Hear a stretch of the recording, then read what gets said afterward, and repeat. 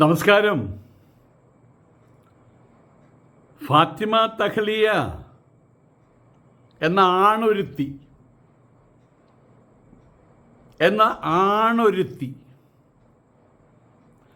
ഇന്നലെ ഒരു പ്രകടനം കാഴ്ചവെച്ചു.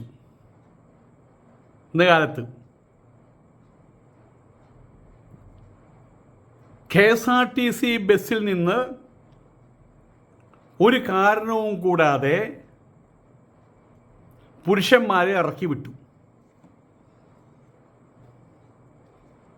കലിതുള്ളുകയായിരുന്നു ഈ പെണ്ണൊരുത്തി, അല്ല ആണൊരുത്തി. കലിതുള്ളുകയായിരുന്നു ഇവള്. അതിൻ്റെ അടിസ്ഥാനം അഹങ്കാരം, അത്രയേ ഉള്ളൂ. അഹങ്കാരം, അവിവേകം. വീണ് കിട്ടിയ സ്ഥാനമല്ലേ, എനിക്ക് കുറച്ച് മെച്യൂരിറ്റി വേണം. 3-3.5 കോടി ആളുകളെ ഭരിക്കാൻ 140 പേരേ ഉള്ളൂ. ആയതുകൊണ്ട് അവരുടെ മനസ്സിനും ബലം വേണം, ബുദ്ധിക്ക് ബലം വേണം, അവരുടെ പ്രായത്തിനും ബലം വേണം. മുട്ടുകുത്താൻ പഠിക്കുന്നതിന് മുമ്പ് ഓട്ടക്കാരനാവാൻ വേണ്ടിയിട്ട് കൊണ്ടു നിർത്തി അതൊക്കെ ഉണ്ടാവുക, കൈ കാലൊടിയും. ഇവളിപ്പോൾ സത്യം പറഞ്ഞു കഴിഞ്ഞാൽ പെരുമാറ്റം കാണുന്ന സമയത്ത് കേരളത്തിലെ സംഘപരിവാറിൻ്റെ വക്താവാണോ എന്ന് നമുക്ക് സംശയിക്കേണ്ടി വരും. ഇവർ ചെയ്യുന്ന ഓരോ പ്രവൃത്തികളും, ഇപ്പോൾ PMCയുടെ കാര്യം ഏതാണ്ട് തീരുമാനമായി കഴിഞ്ഞു. സാക്ഷാൽ ജിഫ്രി മുത്തുക്കോയ തങ്ങൾ അവർകൾ പോലും പറഞ്ഞു നടപ്പാക്കരുതെന്ന്. ഇലക്ഷന് മുമ്പ് പറഞ്ഞു, ഞങ്ങൾ ഈ PMC എടുത്ത് 8 കീറി 16 കീറി ഞങ്ങൾ അറബിക്കടലിൽ വലിച്ചെറിയും. മതമാണെന്ന് പറഞ്ഞവൻ മൈക്ക് കണ്ടാൽ മൈക്കിൻ്റെ മുമ്പിൽ സംസാരിക്കുകയല്ല, മൈക്ക് കടിച്ചു തിന്നും, പരിപ്പോട തിന്നണ പോലെ. ഇപ്പോൾ വന്ന് ചോദിച്ചു PM ശ്രീ കേൾക്കാത്ത പോലെ. ഓരോരുത്തരും പറഞ്ഞു അത് അന്തശ്രീ, ഇത് ഇന്ദശ്രീ.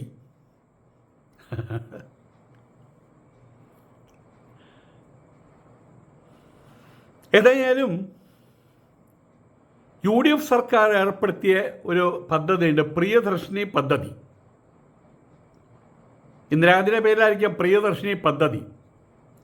അത് പ്രിയദർശിനി എന്ന് എഴുതി വെച്ച ബസ്സിലൊക്കെ സ്ത്രീകൾക്ക് ഫ്രീ ആണ്, പൈസ കൊടുക്കണ്ട. ലോക്കൽ ബസ്സിൽ ഞാൻ പോലും കരുതിയത് പ്രിയദർശിനി ബസ്സിൽ ഏതോ ഒരു സ്ഥലത്ത് സ്ത്രീയാണ് ഡ്രൈവർ. അപ്പോൾ ഞാൻ വെച്ചു, സ്ത്രീ ഡ്രൈവർ, പ്രിയദർശിനി ബസ് സ്ത്രീകൾ മാത്രമേ കയറാൻ പാടുള്ളൂ, സ്ത്രീ തന്നെ കണ്ടക്ടർ, അങ്ങനെയാണ് കരുതിയത്. പിന്നെ മനസ്സിലായത് അങ്ങനെയല്ല, ആർക്കും കയറാം, സ്ത്രീകൾക്ക് ടിക്കറ്റ് എടുക്കേണ്ടതെന്ന് മാത്രമേ ഉള്ളൂ. ഇപ്പോൾ അത് ഒന്നും കൂടി ക്ലിയറായി. UDF സർക്കാരിൻ്റെ സ്ത്രീകൾക്ക് KSRTC ബസ്സുകളിൽ സൗജന്യം. അതുമായിട്ട് ബന്ധപ്പെടുത്തിയ പ്രിയദർശിനി പദ്ധതിയുടെ ഉദ്ഘാടന വേള, അത് എവിടെയോ ഒരു നാട്ടിലുള്ള ഉദ്ഘാടന വേളയിൽ, അത് ഇവളാരുടെ തന്നെ കോൺസ്റ്റിറ്റ്യുവൻസി ആയിരിക്കാം, അതിൻ്റെ ഉദ്ഘാടന വേളയിലാണ് ആക്രോശിച്ചത്. കഥകളിയിൽ നിണം എന്നൊരു കഥാപാത്രമുണ്ട്, കണ്ടാ പേടിയാവും. നിണമുള്ള കഥകളിയുടെ ആ ഭാഗത്ത് ഇന്ന് നിണമുണ്ടെന്ന് അറിഞ്ഞു കഴിഞ്ഞാൽ അന്നേ ദിവസം സ്ത്രീകളും കുട്ടികളൊന്നും കഥകളി കാണാൻ വരില്ല. അതുപോലെയാണ് ആക്രോശം, അതാണ് ഇവൾ കാണിച്ചതും. ഈ ബസ്സിൽ ഞാൻ കൊണ്ടുവന്ന വീഡിയോഗ്രാഫേഴ്സ് നല്ല മോന്തായത്തിൻ്റെ ഷേപ്പ് എല്ലായിടത്തും കാണിച്ചു കൊടുക്കാൻ പറ്റുള്ളൂ. PR വർക്കാണല്ലോ പ്രധാനം UDFന്. എന്ത് ചെയ്തു എന്നുള്ളത് പ്രശ്നമുള്ള നാട്ടുകാരും അങ്ങനത്തെ കൊച്ചാണന്മാരായിട്ടുണ്ട്. എന്ത് ചെയ്തു എന്നല്ല, എന്തു ചെയ്തു എന്ന് കാണിക്കലാണ്. അതിന് ചെയ്യൊന്നും വേണ്ട, ഞങ്ങൾ ഇന്നതൊക്കെ ചെയ്തു എന്ന് കാണിക്കലാണ് പ്രധാനം. പക്ഷേ LDF സർക്കാർ കാര്യങ്ങൾ ചെയ്തു, ഇവർ ചെയ്തു എന്ന് പറഞ്ഞ് പരത്തി, ഇതൊക്കെ ഉണ്ടായത്. അത് LDFന് പറ്റിയൊരു വൈകല്യമാണ്. ഇപ്പോൾ ഓപ്പൺ മീഡിയയിലൂടെയാണ് എല്ലാ കാര്യങ്ങളും നേടുന്നതും നഷ്ടപ്പെടുത്തുന്നതും. ആ കാര്യത്തിൽ LDF എന്തുകൊണ്ട് പുറകോട്ട് പോയെന്ന് ചോദിച്ചാൽ അറിയില്ല. ഇപ്പോൾ വെള്ളാപ്പള്ളി നടേശനെതിരെ ഇതേ വകുപ്പുകൾ, ഈ മലപ്പുറം മാഫിയ,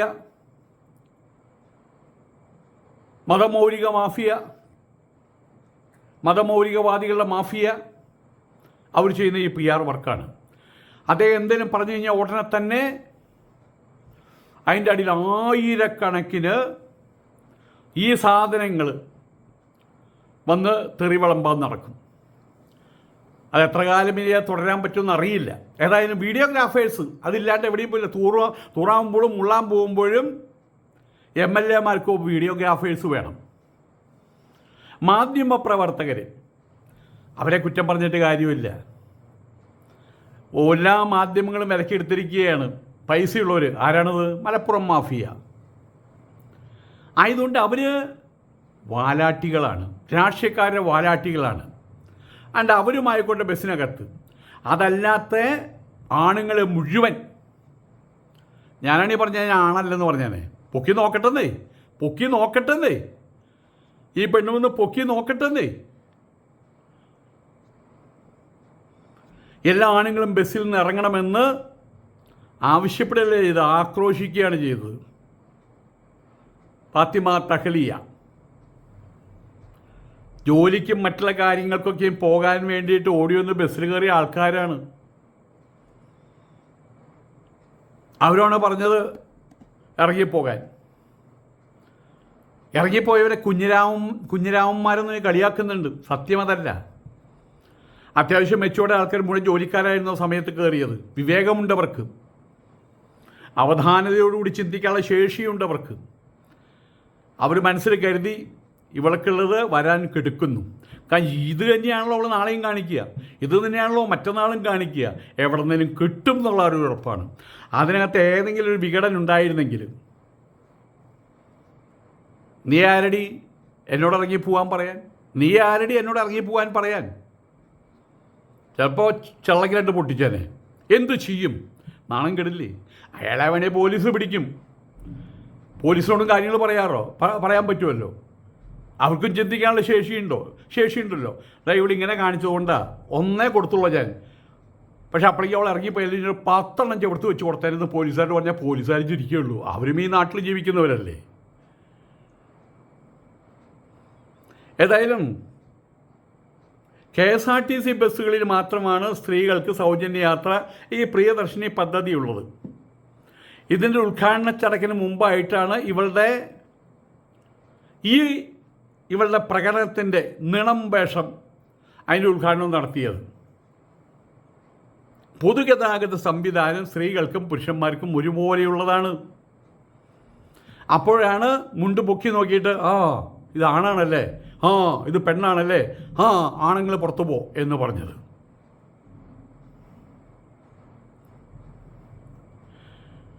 ഏതായാലും ഇനി ഈ നിലയ്ക്ക് പോവുകയാണെങ്കിൽ സ്ത്രീകൾക്ക് വേറെ ബസ്, പുരുഷന്മാർക്ക് വേറെ ബസ് അങ്ങനെ വേണ്ടി വരുന്ന തോന്നുന്നത്.